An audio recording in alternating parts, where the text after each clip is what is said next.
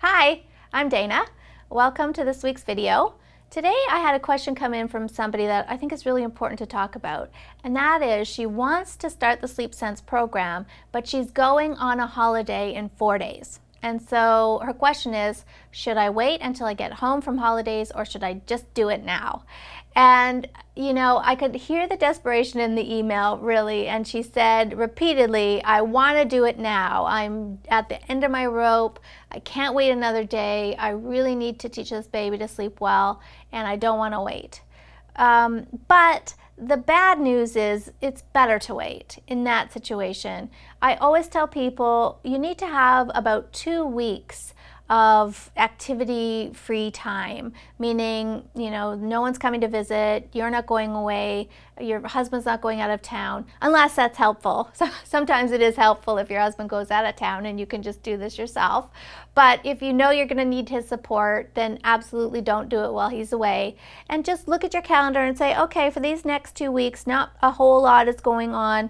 Let's start now. Because I do find that within a few nights, you're going to see some really great improvement, but it might not be a solid enough foundation to actually take this on the road, right? Because a lot of kids and adults as well, we tend not to sleep as well when we're away. You know, think about the last time you stayed in a hotel or went to company's house. You don't have as good of a nighttime sleep, because the environment's different, things are, the pillow feels a little funny. We're very habitual about our nighttime routines and environment, so we don't like a whole lot of change and surprise around that. So if you just start a few nights of the program and then whisk her off to grandma's house where she has to, sleep in a strange room and a pack and play and there's odd sounds and different smells and all that stuff, chances are you're going to feel like you're right back to step one again. You're right back into night one again.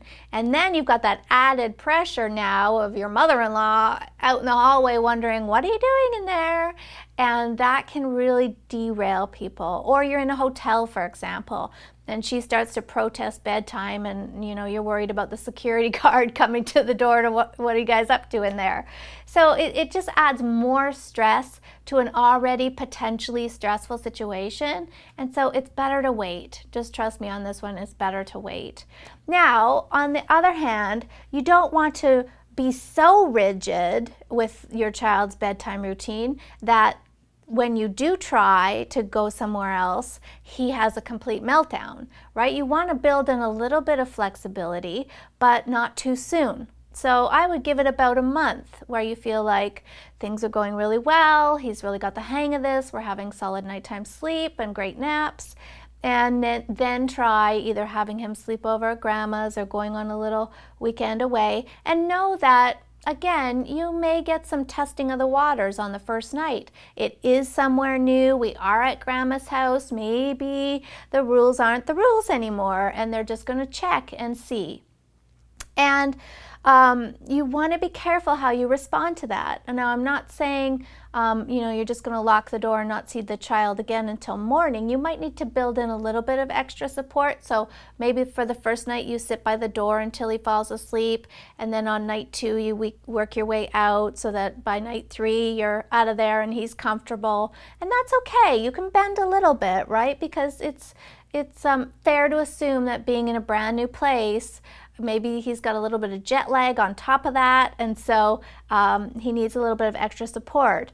But be careful that you don't interfere too much with his own strategies. So you wouldn't do things like, lying down with him or bringing him to your bed, because a couple of nights of that and you'll find yourself right back to where you were, and you'll have to start the program all over again when you get home, which is not the end of the world. If that happens, here's the good news.